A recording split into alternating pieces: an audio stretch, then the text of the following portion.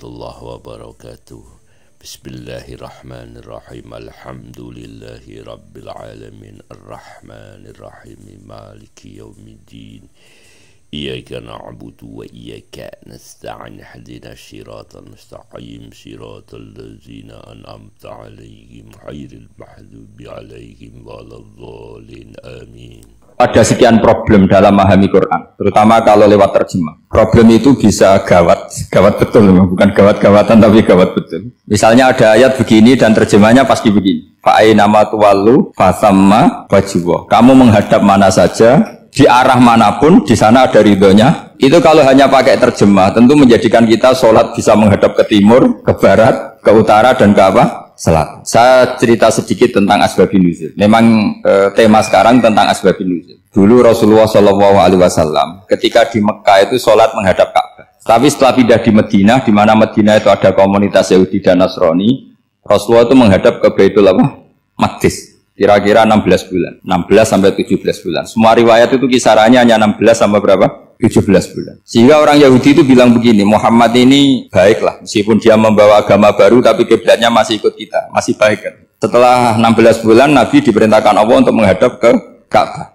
Awal liwajaka syatrul masjidil haram. Maka orang Yahudi itu berontak. Berontaknya adalah kiblat mereka ditinggalkan. Cara berpikir orang Yahudi itu kiblat mereka ditinggal. Sehingga mereka bilang mawallahum an qiblatihim allati kanu 'alaiha. Apa yang menjadikan umat Islam berpaling dari kiblat Baitul Maqdis. Kemudian mereka provokatif betul. Ini perlu diperjelas. Provokatif. Bilang begini, "Inna Muhammadan tahayyara fi din." Muhammad ini bingung dalam beragama sehingga habis ngomong A ngomong B, habis kiblat Ka'bah, kiblat Baitul Maqdis. Sehingga dalam banyak tarikh disebutkan peristiwa kiblat itu terbanyak melahirkan orang murtad, orang yang keluar dari Islam gara-gara provokasi orang Yahudi. Muhammad tahayyara fi din. Muhammad tuh bingung dalam menentukan pilihan apa? Beragama. Kemudian walhasil singkat cerita akhirnya Nabi itu madhep Ka'bah. Apa yang terjadi mukjizat itu adalah bahwa agama ini agama yang mewakili semua agama sebelumnya yang masih orisinil. Yaitu Nabi akhirnya berargumentasi Ka'bah adalah kiblat yang asli, yang lebih tua. Terus mereka tanya, buktinya apa? Dijawab oleh Quran, fihi ayatum bayyinatum maqamu apa? Ibrahim. Ka'bah bukti tertua adalah di situ ada makam Ibrahim. Makam itu jejak kaki. Ya kalau bahasa Indonesia makam itu kuburan. Kalau dalam bahasa Arab makam itu jejak apa? Jejak kaki. Sehingga diketahui oleh sejarah dibuktikan di situ ada jejak kaki siapa? Nabi Ibrahim. Sementara nisbatnya Baitul Maqdis itu adalah kepada Nabi Musa dan Nabi Harun. Yang ini adalah turunan dari Nabi siapa? Ibrahim. Hikmahnya apa? Begini, sebagai bukti bahwa Baitul Maqdis pernah menjadi poros Islam atau poros Tauhid, maka Nabi Muhammad pernah disuruh menghadap ke Baitul Maqdis. Buat inget-ingetan kalau ini pernah menjadi poros apa? Tahu? Tapi tetap tua-tuaan masih tua apa? Nah, kenapa tua Ka'bah tadi? Karena Ibrahim adalah Abul Anbiya, bapak dari para. Dan di situ ada jejak kakinya. Fihi ayatum bayyinatum maqam. Bukti itu belum cukup. Dibuktikan lagi bahwa Ismail kecil itu hidupnya di Ka'bah. Kita tahu sa'i baina Safa wal Marwah adalah karena Siti Hajar sedang mencari apa? Jadi ada bukti sekian, bukti empirik bahwa Ibrahim itu kiblatnya itu Ka'bah, bukan Baitul. Sehingga ada kata-kata fihi ayatum bayyinatum maqamu Ibrahim. Nah, tanpa ngerti asbabun nuzul, kamu akan mengartikan fa'ainama tuwallu fasamma wajhullah itu salah. Karena di situ kamu menghadap mana saja, maka di situ ada ridhonya Allah. Maka para ulama memberi catatan. Maksudnya begini, kamu menghadap kemana saja, asal itu yang diperintahkan Allah, maka di situ ada ridhonya Allah. Harus seperti itu maknanya, disesuaikan dengan konteks asbabun nuzul. Tanpa seperti itu tidak bisa. Dan masih banyak lagi kepentingan tentang asbabun nuzul. Jadi problem sekarang adalah banyak mufassir yang hanya mengartikan dari terjemah.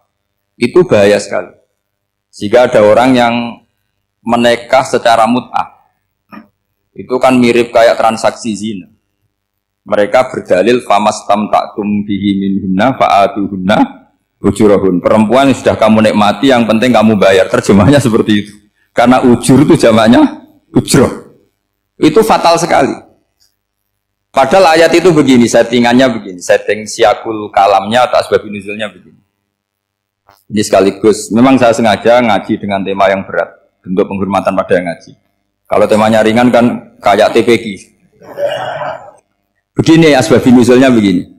Wal muhsanatu minan nisa yang awal juz 5 itu ya kita santai aja. Yang awal juz 5 itu sebetulnya maktuf diatafkan pada ayat hurrimat alaikum ummahatukum wa banatukum wa akhwatukum wa ammatukum wa kholatukum wa banatul akhi wa banatul ukhti. Jadi perempuan yang haram dinikah itu ada 7. Yang faktor nasab yaitu siapa? Ibu, putri, saudara putri, bulik dari bapak, amah itu bulik dari bapak, kholah itu bulik dari ibu, keponakan dari saudara lelaki, keponakan dari saudara perempuan. Ini disebut haram karena nasab gen. Kalau orang Jawa bilang hanya 4 karena ngitungnya bulik baik dari bapak maupun ibu. Kalau orang Jawa bilang kan bulik terus keponakan dihitung 1. Padahal ada keponakan dari saudara lelaki, ada keponakan dari saudara apa? Perempuan. Wa banatul akhi wa banatul ukhti. Terus kedua haram karena rodok. Kita tahu dalam hukum Islam rodok adalah sama dengan nasab. Jadi ibu yang pernah menyusui kamu berarti jadi ibu kamu, dan saudara sepenyusuan berarti menjadi saudara kamu. Ini disebut wa ummahatukum allati arda'nakum wa akhwatukum minar rodok. Terus ketiga haram karena musoharoh, karena besanan. Jadi pagi ini misalnya saya nikah dengan Sri, bilang qabil tu nikaha wa taswijaha bil marhum madkur. Setelah nikah dengan Sri ini otomatis ibunya dia menjadi mertua. Otomatis haram saya apa? Nikah. Ini namanya haram karena musoharoh. Atau kamu punya anak Zaid. Zaid pagi ini akad dengan Sri. Berarti Sri adalah menantu Anda. Otomatis haram bagi Anda. Itu namanya haram karena musoharoh, karena bisanan. Itu yang disebut waroba apa haram-haram itu kan seterusnya itu wa ummahatu nisaikum. Apa ibu dari istri-istri kamu. Memang ini agak jelimet, tapi memang syaratnya mufassir harus biasa jelimet. Jangan hanya nyari partai ayat-ayat untuk kepentingan partai. Wah itu ngeri.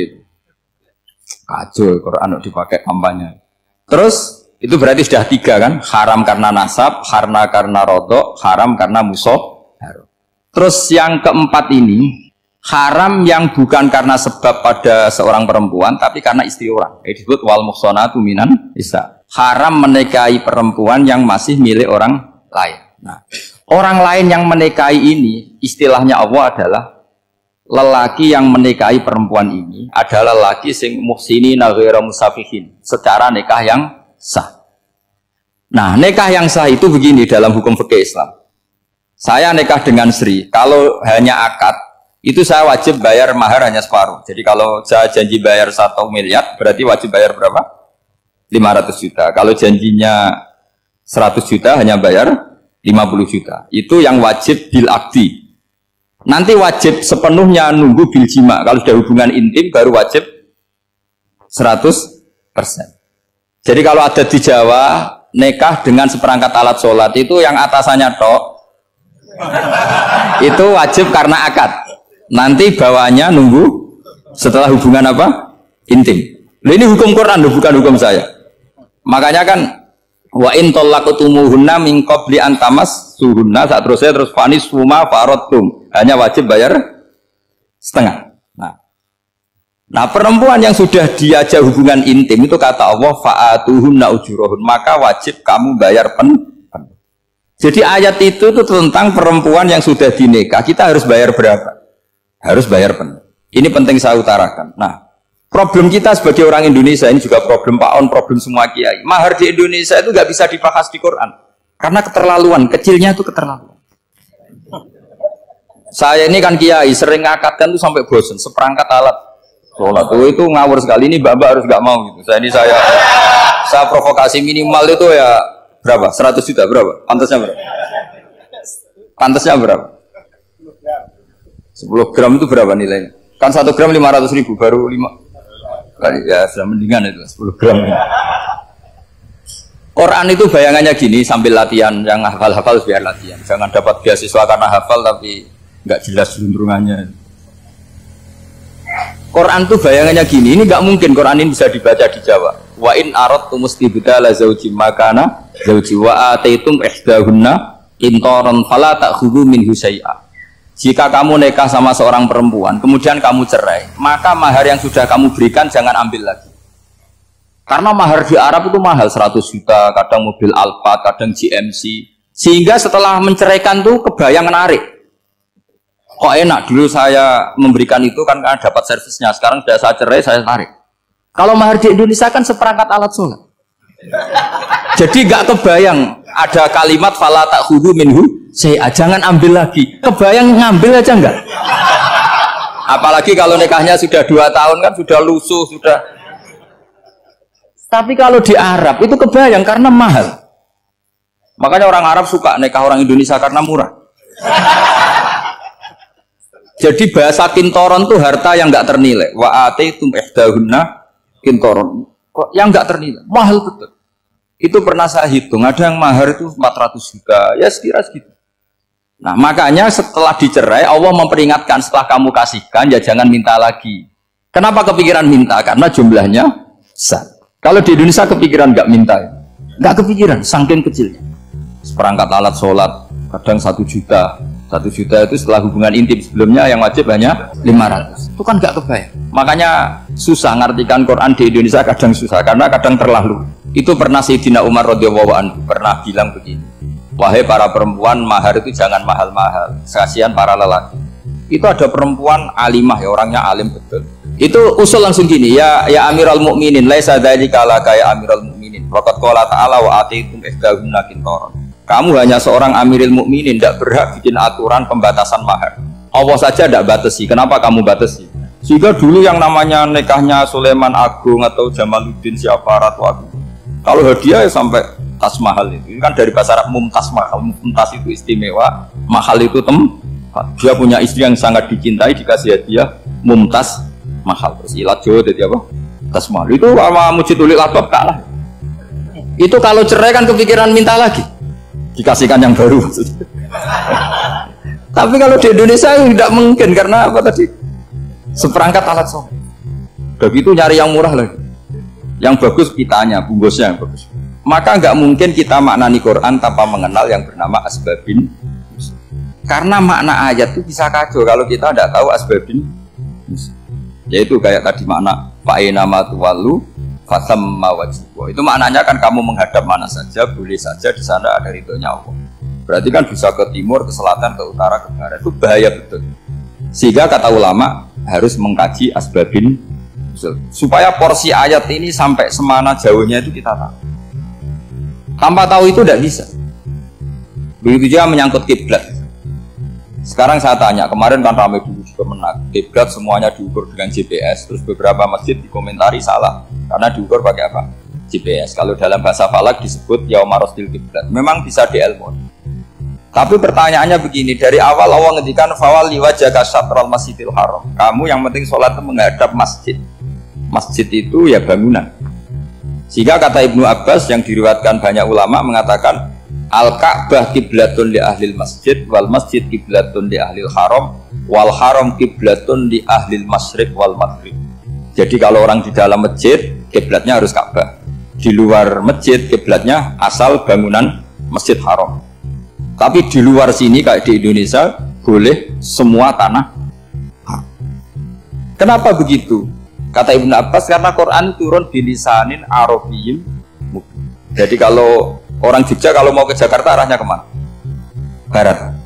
Itu sebetulnya ketika Anda ke barat itu persis Jakarta apa bisa saja pasnya itu Pangandaran. Tapi orang itu akan bilang kalau ke barat ya ke Jakarta.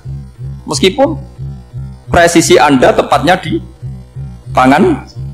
Nah kiblat seperti itu, asal orang menghadap ke barat itu orang sudah bilang ke nggak usah sedetail misalnya harus pas kan. Saya pernah debat sama tim ahli Kemenang. Nggak bisa Gus, sekarang ada GPS harus tepat Ka'bah. Terus saya bilang gini, kalau teori Anda benar, berarti semua masjid luasnya maksimal 16 meter. Ka'bah itu luasnya hanya 16 meter.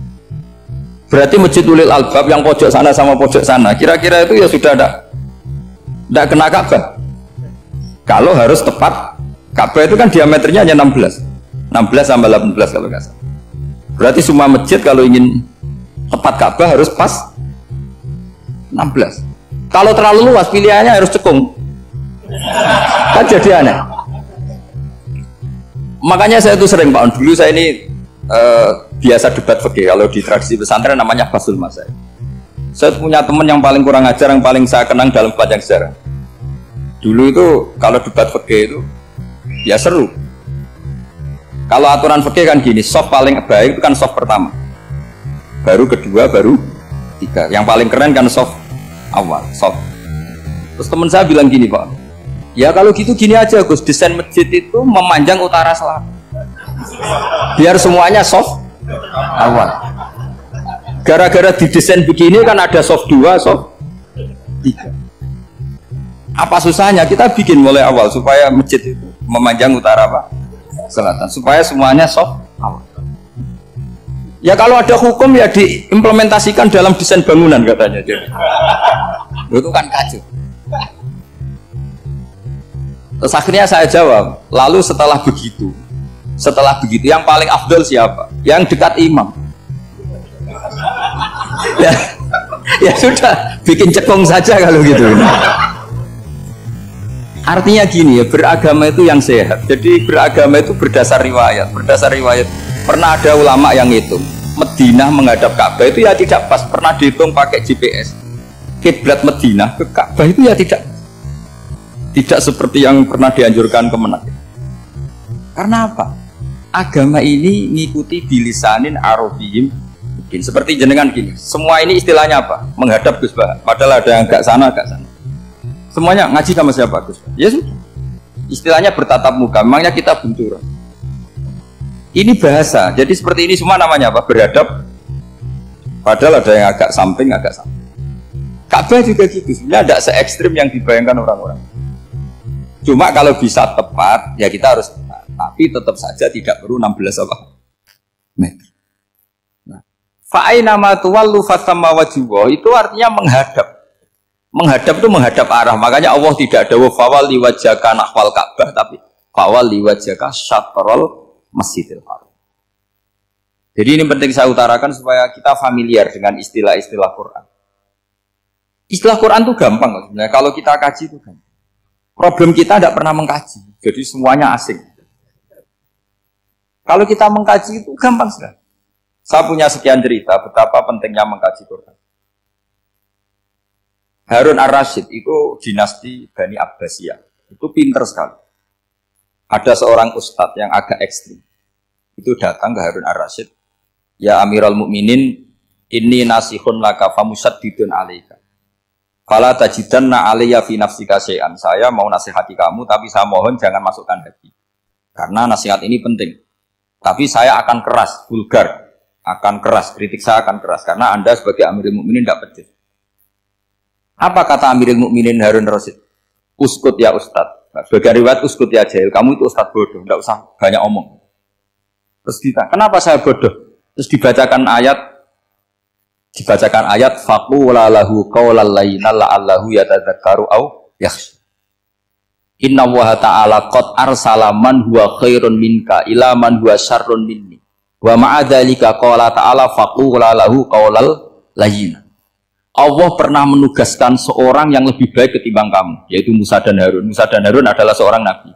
Kepada orang yang lebih buruk ketimbang saya, yaitu Fir'aun. Itu saja etikanya faqula lahu qawlal layyin. Kamu kalau ngomong yang halus, yang baik, yang berperadaban, kok kamu sama saya mau kasar? Akhirnya ustadznya ternyata pinter kamu, yus pinter aku. Jadi semudah itu. Allah itu menugaskan orang yang lebih baik ketimbang kamu, yaitu Nabi Musa, kepada orang yang lebih buruk ketimbang saya, yaitu Fir'aun. Itu saja ada etikanya. Kok kamu sama saya mau tambah etika? Mau main kasar hanya karena kamu merasa nasihat Anda benar? Jadi gampang sekali memahami Quran. Tapi lagi-lagi memang bagi ahlinya. Tapi ini saya bantu supaya sampean jadi ahli apa? Quran. Meskipun ngajinya sebulan sekali. Sudah sebulan sekali tidak punya kitabnya, sudah. Jadi ulama dulu kalau belajar Quran itu gampang. Saya berkali-kali cerita, yang kitab saya baca di rektorat namanya Syajaratul Ma'arif. Itu kalau cerita bikin judul itu enak sekali. Babuna fil ibad bikullil bilad. Bab seseorang di mana saja hidupnya harus bermanfaat. Terus dalilnya itu hanya mengutip makalahnya Nabi Isa, wa ja'alani mubarakan ainama. Ciri utama seorang nabi apa? Saya di mana-mana adanya berkahi orang lain. lain. Jadi berkah bagi orang lain. Maksudnya tidak jadi problem bagi orang lain. Artinya kamu hidup entah di Jogja seperti Pak Ono orang Jember, saya orang Rembang. Hidup di Jogja manfaat, di Jember ya manfaat, di mana-mana manfaat. Saya pernah di Korea seminggu ya manfaat. Saudara kita TKI yang di Korea ya manfaat, di sana bikin masjid, bikin apa. Karena ngendikane Allah menceritakan Nabi Isa siapa? Wa ja'alani mubarakan ainama kuntu. Saya adalah orang yang di mana-mana berkah. Artinya manusia eksistensinya harus seperti itu, hidup di mana saja. Gampang sekali memahami Quran. Pernah Imam Syafi'i ditanya, kalau kamu nggak kehilangan air atau nggak ada air di satu daerah, cari-cari dulu sampai nggak ketemu. Setelah nggak ketemu air, baru kamu boleh tayam. Imam Syafi'i ditanya, apa dalilnya harus mencari dulu? Kalau nggak ada air ya langsung tayamum saja. Kenapa harus nyari-nyari dulu? Jawabnya Imam Syafi'i itu gampang sekali. Qala ta'ala falam tajidu ma'an. Kemudian kamu tidak menemukan air. Di mana-mana tidak menemukan setelah mencari. Kalau belum mencari namanya tidak tahu. Kan ayatnya kan falam tajidu ma'an. Kemudian kamu tidak menemukan air. Tidak menemukan tuh nyari dulu apa langsung ngambil sikap? Nyari dulu baru kesimpulannya tidak ketemu. Kalau belum pernah nyari namanya tidak tahu. Segampang itu ulama dulu memahami Quran karena konstruksinya utuh. Yaitu mereka tahu betul bahwa Quran itu bilisanin Arabiyyin. Ketika Futuhat Syam. Syam dulu itu dikuasai tentara Romawi. Era Sayyidina Umar Futuhat. Yerusalem dikuasai tentara Islam. Itu awal Sayyidina siapa? Umar radhiyallahu anhu. Ketika Futuhat mau ada pesta besar-besaran. Tapi Umar menolak. Ketika menolak, kenapa Anda menolak? Beliau hanya membaca ayat Inna Allaha ta'ala ayyara qauman faqala adhabtum thayyibatikum fi hayatikumud dunya. Allah itu mengkritik satu komunitas kaum yang zaman di dunia menghabiskan semua kenikmatan. Maka kita tidak perlu syukuran besar-besaran. Jangan-jangan jatah kita di akhirat kita habiskan di dunia. Itu adhabtum thayyibatikum fi hayatikumud dunya. Semudah itu. Semudah itu ulama. Rasulullah pernah dahar, pernah makan. Makan karena 3 hari gak makan, kalau di Indonesia gak makan nasi, gak makan daging, sudah lama sekali. 3 hari Nabi hanya makan kurma dan air putih. Pernah Nabi gak makan roti sampai 3 hari. Kalau Indonesia mungkin gak makan nasi. Di hari ketiga, ada sahabat yang berbaik hati, Nabi disembelihkan kambing, dipotongkan kambing, Nabi disuruh dahar. Itu baru dahar setengah piring, Nabi berhenti. Ketika ditanya, setengah piring itu kan sudah kuat. Untuk sholat, untuk apa sudah kuat. Ditanya, ya Rasulullah kenapa berhenti? Bukankah engkau tidak makan ini 3 hari? Nabi menjawab, walatus alumna yauma idzin anin na'im. Semua nikmat yang saya rasakan nanti ada pertanggungjawabannya. Makanya saya tidak ingin banyak-banyak. Wah itu kalau diterapkan di sini enggak populer. Makanya saya tahu gayanya ngaji Quran itu enggak siap dengan konsep-konsep Quran itu. Jadi segampang itu orang dulu. Nah karena apa ya itu tadi? Mereka tahu asbabun nuzul. Quran itu diturunkan dalam konteks apa? Lafat ini arahnya kayak apa? Mutlak muqayyadnya kayak apa? Muhkam mutasabihnya kayak apa? Nasah mansuhnya kayak apa? Nah sedikit saya cerita ini mungkin contoh terakhir supaya agak lama-lama nanti bingung kalau lama. Yang bingung ya saya. Bingung cara memahamkan. Jadi kalau guru itu kan bingung cara memahamkan. Kalau murid bingung cara memahami. Gak tahu tingkat kebingungannya sama. Kalau guru itu bingung cara memahamkan. Kalau murid bingung cara. Jadi ini pertemuan 2 kelompok bingung. Yang satu bingung cara memahamkan, yang satu bingung cara. Kalau orang ekstremis bingung cara merusak suasana. Itu gak benar itu. Ada loh. Rasulullah itu nabi. Itu paling pusing yang ngadepi orang-orang yang ekstrim. Karena apa? Cara berpikir itu lompatannya itu gak tertib. Jadi Nabi itu cara berpikir itu kecerdasan nubuah. Sementara orang ekstrim cara berpikir itu kecerdasan nafsu. Bukan kecerdasan manusia. Kalau manusia masih baik nafsu. Misalnya begini, kalau dalam tradisi nubuah itu. Saya dengan Pak Anu berteman lama. Mulai tahun 2000 berapa. Itu kalau Pak Anu bertamu ke saya, harusnya tidak usah tak kasih makan. Karena sudah dekat. Tapi kalau kenalan baru itu dikasih makan, disangoni. Jadi Nabi itu perilakunya agak unik. Akhirnya ada orang yang cara berpikir itu dangkal. Ya Rasulullah ini tidak fair. Yang iman lama tidak diservis, yang iman baru diservis. Cara berpikir Nabi begini, seorang Ansor itu kan sering memberi Nabi. Perjuangannya Nabi ditopang orang apa? Ansor. Donatur lah, kira-kira orang Ansor itu donatur. Donatur itu keren.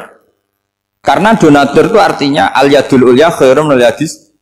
Sehingga ketika Nabi sudah menguasai negara, menguasai Mekah Madinah, sudah futuhan. Itu orang Ansor tetap nggak diservis. Yang diservis Nabi itu orang-orang baru masuk Islam, disebut wal mu'allafati qulubu atau Islam mu'allaf. Ada 1-2 orang yang protes, tentu yang nggak pinter. Tukang protes pasti tidak pinter. Wong iskal-iskalnya sendiri, kotaknya nggak sampai-sampainya sendiri, orang lain disuruh jawab. Makanya di sini tidak ada tanya jawab, nanti iskal-iskal kamu sendiri, bingung-bingung kamu sendiri, saya disuruh jawab. Berarti Gus Pak nggak mau ditanya, ya memang nggak mau karena tadi jawab sendiri aja, nanti pinter sendiri, kapan-kapan pinter sendiri. Akhirnya tanya begini, cara tanya gini, ya Rasulullah, ini nggak fair. Orang sudah Islam lama setelah negara terbuka milik Anda, setelah kita menang, setelah kita menguasai negara, tidak kamu servis. Sementara yang baru Islam kamu, Nabi itu bertanya senyum-senyum, rileks saja. Lama-lama tambah ekstrim pertanyaan. Kata Umar, ya Rasulullah saya beri izin untuk membunuh orang ini. Umar itu pikirannya karena mangkel Nabi. Nabi jangan. Kalau kamu bunuh, nanti apa kata orang banyak? Inna Muhammad dan yaqtulu ashabah. Dikira Muhammad membunuh sahabatnya sendiri. Nabi masih mendengar. Komplainnya masih dengar. Lama-lama Nabi memberi penjelasan. Kamu ini orang Ansor. Kamu biasa memberi saya, memberi dana perjuangan. Memberi itu hebat. Saya tidak ingin menurunkan grade Anda. Grade sebagai pemberi, berarti kelasnya elit. Sekarang menjadi penerima. Itu tidak bagus. Itu betapa Rasul ini namanya kecerdasan nubuah. Kalau orang biasa memberi, biar memberi saja. Supaya dia tetap heroik, tetap patriotik, tetap keren. Karena mentalnya jangan sampai dari mental memberi kemudian mentalnya peminta. Jadi kalau Pak On jadi tim suksesnya Pak Jokowi dia tidak minta-minta. Kalau dulu kampanye ya kampanye saja. Biar memberi terus nggak pernah minta. Meskipun akhirnya ya gelong. Kalau tapi Nabi dulu tidak gitu. Jadi orang Ansor itu nggak pernah diservis. Padahal jasanya kayak gitu. Supaya kelasnya tetap kelas elit, yaitu pemberi, penanggung. Nabi gak ingin orang Ansor turun grade menjadi penerima. Orang-orang yang cerdas nubuah menerima konsep Nabi seperti itu. Tanya sama Pak On, saya dadani terjemahan UI itu puluhan tahun sama Pak Zul. Itu beliau ke kontrakan saya ke rumah beliau. Tidak pernah berharap apa. Saya sangat tertutup. Bukan apa-apa ya, kalau ingin memberi saja. Kontribusi saya pada Al-Quran. Saya tidak kepikiran mendapat. Supaya heroik. Tapi orang-orang yang cerdas amatir tadi, ini gak fair. Wong yang memberi lama kok dapat servis sedih. Nah, sekarang itu problem zaman akhir sudah mulai seperti itu. Nah, orang ini namanya Dzul Khuwaisirah. Ini yang nanti punya anak turun Khawarij. Khawarij itu orang yang ibadahnya hebat tapi cara berpikir tentang nubuah salah. Kalau orang lagi Khawarij itu orang ibadahnya hebat tapi cara berpikir nubuah salah. Nubuah itu unik. Nubuah itu cara berpikir tadi. Apa ya? Melihat sesuatu yang benar biar benar terus itu. Yaitu tadi, mental memberi itu ya biar memberi terus, tidak usah di-share. Maka ketika Abu Bakar jadi Khalifatul Rasulillah, itu ada sistem kepegawaian. Itu gajinya Umar yang sudah Islam lama, gajinya Abu Bakar yang sudah Islam lama. Itu sama Abu Sufyan sama, padahal Islamnya Abu Sufyan baru setelah Fatih Mekah, kira-kira baru setahun. Terus diprotes sama orang-orang, ini Islam lama kok gajinya sama Islam yang baru setahun kok sama. Kata Abu Bakar, Fadha'iluhum indallah. Mereka punya kelebihan Islam lama itu indallah. Nanti balasannya biar surga. Kalau di dunia sesuai profesinya. Artinya profesi kalau penjaga kantor ya berapa, kalau dosen berapa, pokoknya ya sudah. Dan itu diterima oleh sahabat. Semuanya menerima konsep itu. Era Umar agak dibalik. Abu Sufyan kira-kira gajinya 1 juta, yang lainnya yang menangi Nabi mulai awal gajinya 10 juta. Ditanya, ya Umar, kenapa ini jadi rubah seperti kebijakan Abu Bakar, tidak seperti Abu Bakar? Jawabnya Umar lucu. Fawwah la usawwi baina man qatala Rasulullah wa baina man qatala ma'a Rasulillah. Demi Allah saya tidak akan pernah menyamakan orang yang dulu merangi Rasulullah yaitu Abu Sufyan dengan orang sing selawase dari anak Rasulullah yaitu Sayyidina Ali dan sebagainya. Ini penting. Artinya ketika gajinya orang saya seperti Ali radhiyallahu anhu itu tinggi itu bukan karena lamanya Islam, tapi karena lamanya iman. Jadi mulai dulu ijtihad itu ada dan dulu dia biasa saja. Karena tadi ada kecerdasan nubuah. Saya ulang lagi, ada kecerdasan apa? Sekarang itu kecerdasan tomak atau kecerdasan nafsu. Itu kalau sampai ngaji kitab tasawuf, itu bab bakhil itu tidak ada. Menurut kitab tasawuf, medit itu tidak ada, kikir itu tidak ada. Yang ada itu tomak. Tomak itu berharap dikasih orang lain. Sampean pernah nggak bilang kalau artis-artis di Jakarta kikir? Tidak pernah kan? Karena kamu tidak pernah ingin diberi. Tapi kalau kamu punya pacar karena kenal tidak pernah ditraktir, oh, pacar saya kikir. Karena kamu ingin diberi. Pernah nggak kamu menghukumi orang lain kikir yang nggak kenal? Padahal tidak pernah memberi kamu. Apa? Karena kamu tidak pernah ini. Coba sekarang kamu saya tanya, ini latihan cerdas. Definisi kikir itu apa coba? Nggak pernah memberi kamu kan? Artis-artis Jakarta, tokoh-tokoh nasional pernah nggak memberi kamu? Enggak kan? Tapi enggak pernah kamu vonis kikir karena kamu enggak pernah tomak. Tapi pacar kamu kok amen ditraktir terus, atau istri kamu atau mertua kamu kok enggak ngasih warisan, kamu bilang kikir enggak? Sebabnya kikir betul apa karena kamu tomak berharap? Tomak. Maka di kitab tasawuf itu enggak ada bab kikir, yang ada bab tomak. Karena asal usul menvonis orang kikir itu karena tamak. Maka jangan banyak kenal orang, nanti banyak hukum kamu kan.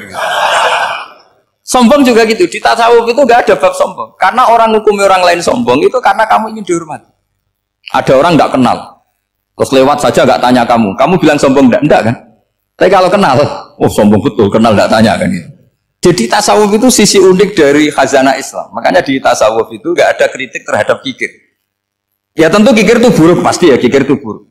Tapi nggak perlu dikritik. Jangan-jangan yang salah kamu. Terus ingin kenal Pak Jokowi ingin jadi menterinya, nanti kenal rektor ingin jadi pegawainya. Ketika gak diturutin bilang Pak Rektor kikir. Tapi orang lain ya kak pernah berharap, mungkin gak menvonis Pak Rektor atau Pak On ini kikir, enggak kan? Berarti vonis kikir itu status orang itu apa gak kesampaian niat kamu? Memang agak jelimet ilmu tasawuf itu, tapi itu unik, itu bagian dari khazanah apa? Islam. Makanya Rasulullah itu sering isti'adah minta perlindungan wa min toma'en fi ghairi matma'in. Ya Allah, saya tidak ingin berkeinginan yang tidak layak. Coba kamu protes negara itu karena apa? Ingin makmur, sejahtera tanpa kerja, sehingga nyalakan menteri keuangan, menteri ini itu. Makanya kalau guyonannya ulama tasawuf gini, tak beri bocoran, guyonannya orang tasawuf. Begini guyonannya. Anta lam tajid min nafsika kullama turid, fa kaifa turidu min ghairika kullama turid. Kamu yang punya keinginan saja tidak bisa memenuhi apa yang kamu inginkan. Kenapa keinginan itu kamu timpakan ke orang lain untuk memenuhi kamu? Wong kamu yang punya keinginan saja tidak bisa mewujudkan. Kenapa keinginan Anda kamu timpakan, bebankan orang lain untuk memenuhi keinginan Anda? Misalnya kamu, Gus saya ini goblok, tolong pinterkan. Wong kamu yang ini saja tidak bisa. Kok menyuruh saya? Jadi kalau tiap tasawuf itu unik. Seperti kamu mencintai istri tulen, itu ingin kan dicintai istri tulen. Kamu sendiri kan nggak bisa cinta tulen, masih pelengahan sana sini. Kamu pacaran, ingin pacar kamu setia. Ternyata kamu bikin sekian alternatif. Kalau putus ini punya ini, putus ini. Tapi kamu ingin ini setia, kan gak fair. Makanya guyonanya orang tasawuf itu, anta lam tajid min nafsika kullama turid, fa kaifa turidu min ghairika kullama turid. Gampang tuh apalane, pokoknya ratrit gitu aja gampang. Jadi kamu yang punya keinginan saja tidak bisa memenuhi. Kok orang lain disuruh memenuhi. Sehingga orang tasawuf itu malu betul. Misalnya saya kok ingin Pak On takdim sama saya itu kurang pegawaian. Kalau saya ingin ditakdimi saya menakdimi diri saya sendiri. Makanya berbahagialah orang yang ngilu tuh. Saya ganteng sendiri ya Allah. Saya kaya sendiri. Menunggu orang lain bilang kamu kaya itu repot. Menunggu orang lain bilang kamu hebat itu, ya sudah bilang aja ya Allah saya hebat, ya Allah saya ganteng, ya Allah saya cantik. Daripada menunggu orang lain bilang apa? Cantik. Jadi ilmu tasawuf itu unik. Jadi kalau fikih itu yang dikritik itu kikir. Kalau tasawuf enggak tomak. Karena orang yang kamu vonis kikir itu jangan-jangan tidak kikir tapi mementingkan yang lebih penting. Misalnya ada teman yang tidak pernah nakdir kamu, ternyata punya ibu sakit, uangnya dianggarkan untuk ibunya yang sakit atau anaknya sekolah atau keluarganya masih butuh dia, ya, sehingga sama teman dia kikir. Hakikatnya kikir apa mementingkan yang penting? Tapi kamu karena nggak pernah ditakdir menvonis kikir. Nah, ini pelajaran. Jadi makanya yang dianteni ilmu tasawuf itu tomak, tamak itu kalau dalam bahasa Indonesia, bukan kikir. Karena vonis kikir itu akan disematkan orang yang tidak kesampaian hajatnya.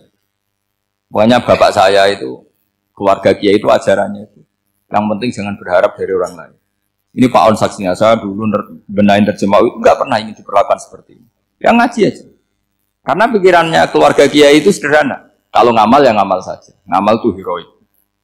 Makanya buyut-buyut kita semua ini kan pahlawan semua. Membela negara Indonesia jadi merdeka. Ya nggak pernah kebayang jadi presiden menteri. Tapi sekarang enggak, ngamal sedikit saja harus jadi menteri, jadi. Ini bahaya kalau dalam kelangsungan bernegara, karena orang biasa transaksional. Awal negara ini dibangun berdasar heroik, bukan berdasar apa? Transaksional. Tapi sekarang orang akan membiasakan itu. Apa-apa itu transaksional. Ini tidak bagus untuk kelangsungan bernegara. Apalagi kelangsungan beragama. Sehingga seperti saya ini masih punya desa-desa binaan di Sragen, di pedalaman Papua sekalipun. Saya punya santri banyak di Papua. Itu kalau cerita itu unik-unik. Itu mau Jumatan, itu enggak ada orang 40. Sudah datang setengah 12. Itu datangnya 3 jam. Di situ mau ketemu santri 3. Akhirnya mereka tanya gini, Pak. Pertanyaannya itu, Gus, boleh enggak Jumatan orang 3? Secara fikih Syafi'i kan harus orang 4. Kemudian mereka tak bilang, buat sholat duhur saja. Mereka enggak mau. Wong Jumat-Jumat kok duhur. Harinya kan Jumat, masa sholatnya? Sehingga kita-kita yang jadi kiai akhirnya nyari fikul madzhabil arba. Nyari fikih madzhab 4. Ternyata Imam Malik membolehkan orang 6. Ada yang bilang 12. Yang penting keceluk jamun itu kelompok. Kalau 3 kan belum keceluk apa? Belum disebut apa? Ini penting saya utarakan supaya kita berjuang itu bukan karena selfie seperti ini. Tapi yang namanya dakwah itu menjadikan orang tidak tahu menjadi tahu. Termasuk kepada desa-desa tertinggi. Sama. Yang namanya menteri itu pembantu presiden untuk memenuhi kebutuhan rakyat banyak. Sekarang misalnya menteri pertaniannya itu hebat, cerdas. Tapi petani nggak mau nandur padi, mau apa? Coba yang membantu ketahanan pangan itu para petani mau nanam padi apa karena menteri pertanian? Karena petani mau nanam. Ya sudah GR saja, kita pembantu presiden semua. Karena ikut menyumbangkan ketahanan pangan. Tapi kamu kan nggak digaji, kita keren, ngamal tanpa harap gaji. Ini penting. Supaya Anda itu nggak hati kecil gitu. Ikut menyumbang negara tanpa ingin dapat gaji. Keren nggak? Nah itu nubuah. Apa? Nubuah. Orang Ansor itu seperti itu. Sehingga ketika Rasulullah wafat dan ada kompetisi kepemimpinan, itu orang Ansor gak ikut. Sudah kita makmum saja, silahkan dibagi di. Saking baiknya orang Ansor. Nah, makanya saya ulang lagi ya. Kecerdasan nubuah ini yang gak difahami orang Khawarij. Orang Khawarij cara berpikir yang kerja banyak harus dapat banyak. Sementara kecerdasan nubuah enggak. Yang biasa memberi, terus memberi saja, biar derajatnya tetap al-yadul ulya. Bismillahirrahmanirrahim. Ini saya baca supaya dapat berkahnya ulama-ulama dulu. Karena ini dikarang oleh ulama yang dipakai rujukan seluruh dunia. Begini, qala Ibnu Taimiyah, ma'rifatu sababin nuzuli yu'inu ala fahmil ayat. Jadi mengenali asbabin nuzul itu membantu memahami secara benar ayat itu. Karena tadi, kalau ayat itu dipotong, itu maknanya bisa kacau. Kayak tadi, famastam ta'tum bihi minhunna, fa'atuhunna, ujuruhun. Kalau diterjemah itu kan mendukung kawin mut'ah. Kalau terjemahnya saja, perempuan siapa saja yang pernah kamu nikmati, yang penting kamu bayar. Itu kan aliran sesat dan menyesatkan. Itu konteks asbabun nuzul tidak seperti itu. Perempuan yang sudah menjadi istri kamu, seorang lagi perempuan yang sudah menjadi istri kamu, jika sudah kamu hubungan intim, maka maharnya harus dibayar penuh. Tapi kalau belum hubungan intim, maharnya hanya wajib separuh. Fanisfu ma faradtum illa ayafuna aw ya'fu alladhi biyadihi uqdatun nikah. Tapi tadi kalau di Indonesia gimana Gus? Ya itu yang repotnya. Maharnya itu tadi mau kena atasan dan apa? Bawahan. Wah kacau kalau di Indonesia. Sehingga kita bingung kalau dalam logika Arab kan gitu. Bayangannya kalau cerai, kata Allah, fala ta'khudhu min syai'at. Harta yang sudah kamu berikan ke istri jangan diambil lagi. Sampai dilarang ngambil tuh karena jumlahnya banyak sehingga kepikiran ngambil. Kalau di Jawa nggak usah dilarang sudah tidak akan ngambil karena rukuhnya sudah lulus. Itu susahnya baca Quran di Jawa ya. Karena dari awal maharnya terlalu apa? Kecil. Terus beliau Imam Suyuti termasuk di sini menyontohkan yang pasti salah kalau difahami yaitu tadi ayat apa itu fa'inama tuwallu fasamman wajib.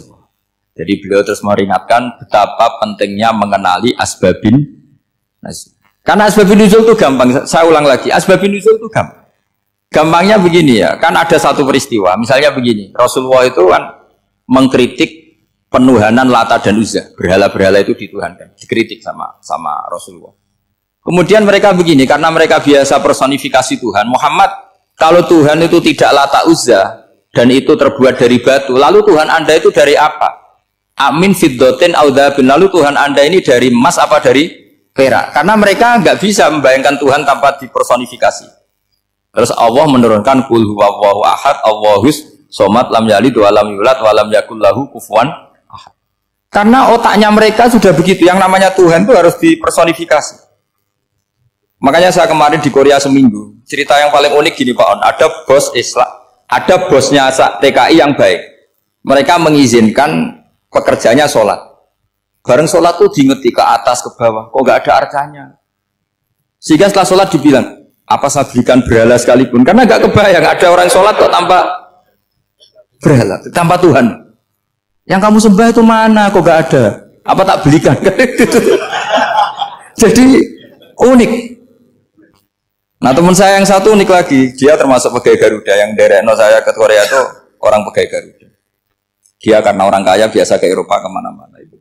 Singkat cerita dia sholat di mall karena nganggep Korea itu sudah negara maju kayak Eropa. Setelah sholat di mall pas asar itu, security-nya nelpon polisi.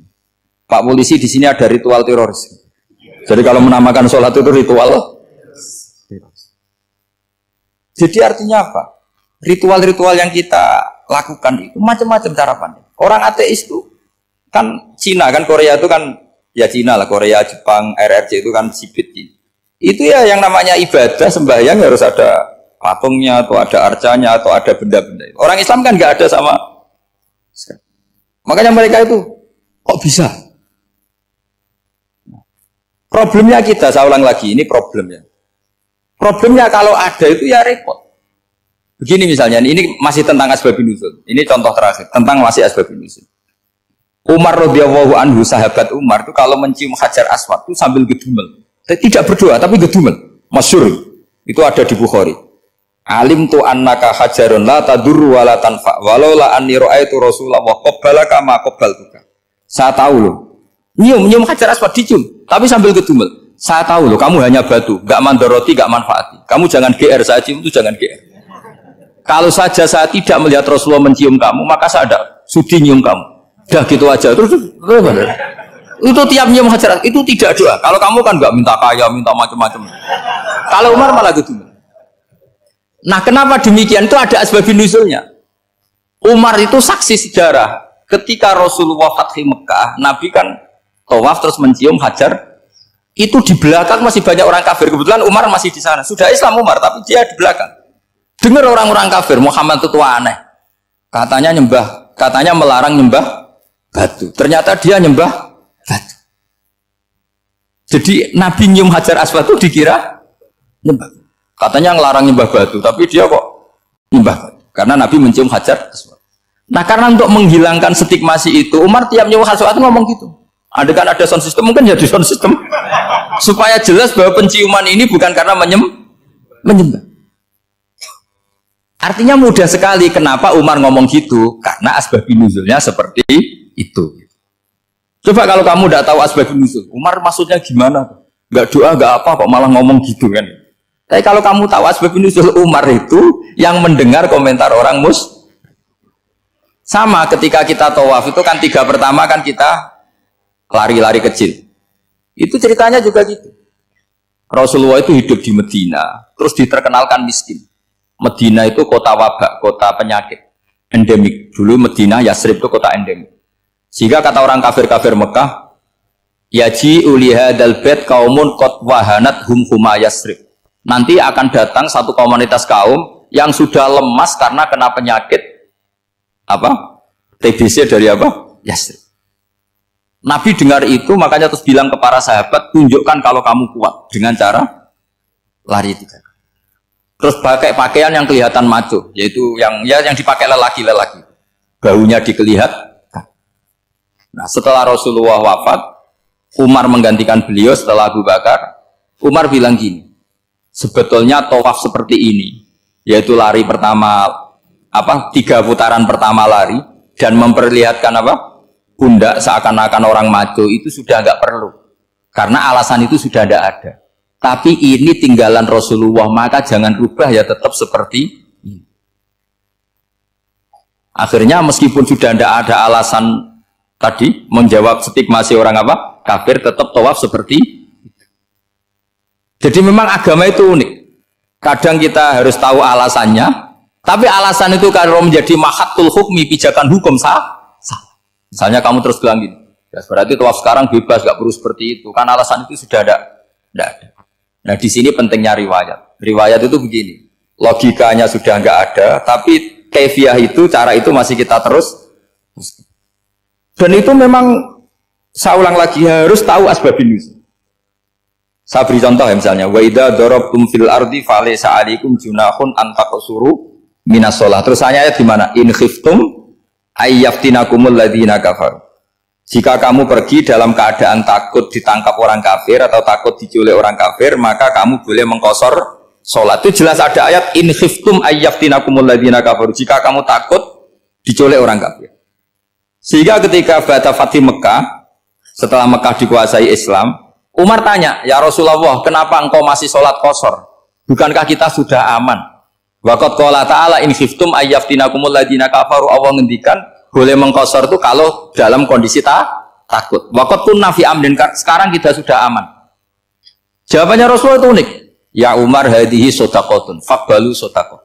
Ini sedekahnya Allah, bonus, sudah terima aja, enggak usah catatan-catatan gitu. Sehingga era Umar ya ada lagi yang tanya Umar begitu. Terus kata Umar, sa'altu dzalika Rasulullah sallallahu alaihi wasallam faqala hadhihi shadaqatu wa faqbalu shadaqah. Sudah ini bonus dari Allah, terima saja. Ini kan unik. Padahal kalau secara disiplin ilmu kan begini. Kamu boleh mengqasar salat kalau dalam bepergian dan dalam keadaan takut. Logika hukumnya kalau tidak takut tidak usah. Sama seperti begini.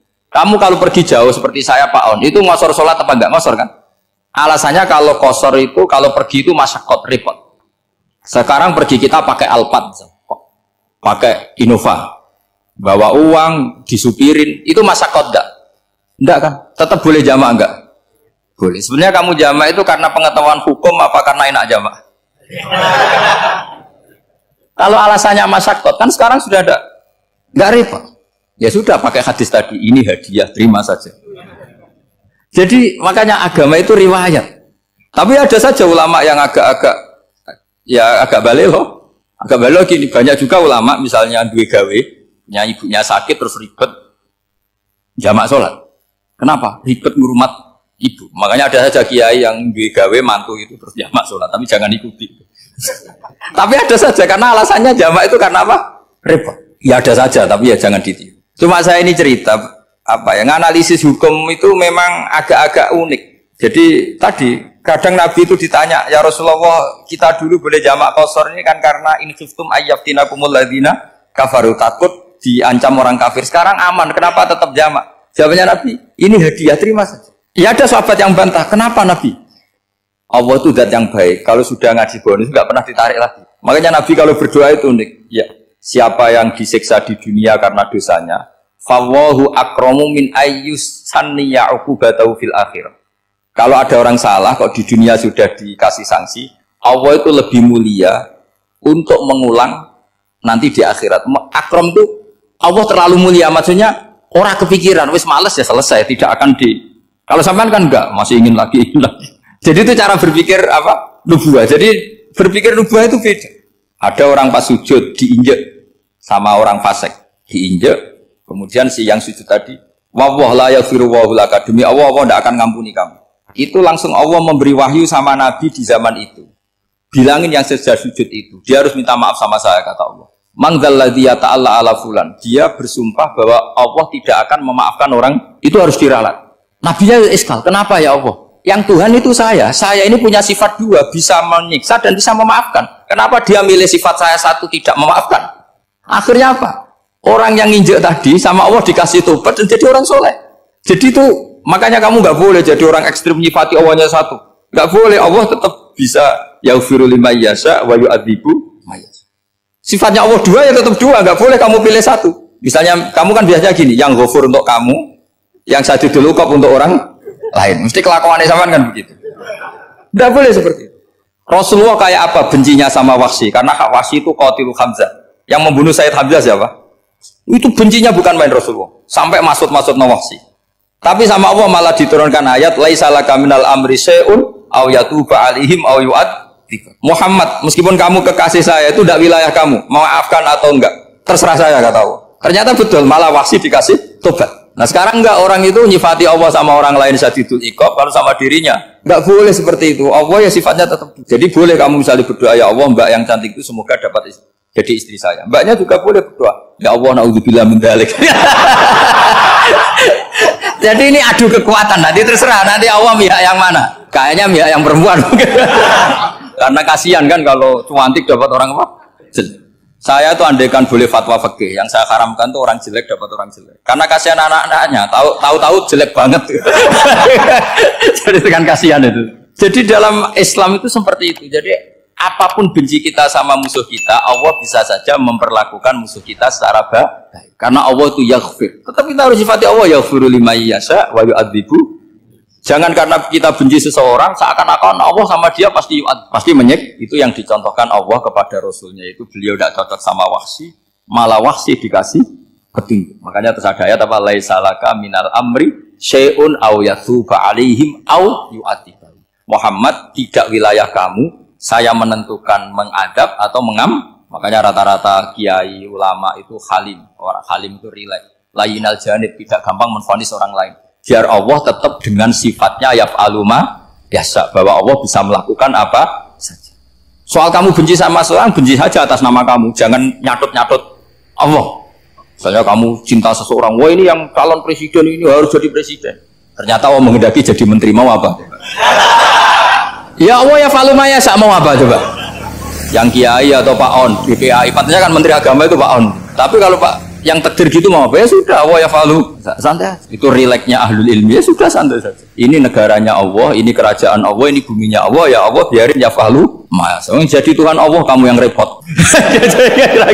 Jadi Tuhan itu Allah kamu yang repot. Ya Allah biar tetap ya falu. Mayasa Allah boleh ya firli mayasa, Allah atibu mayasa. Assalamualaikum warahmatullahi wabarakatuh.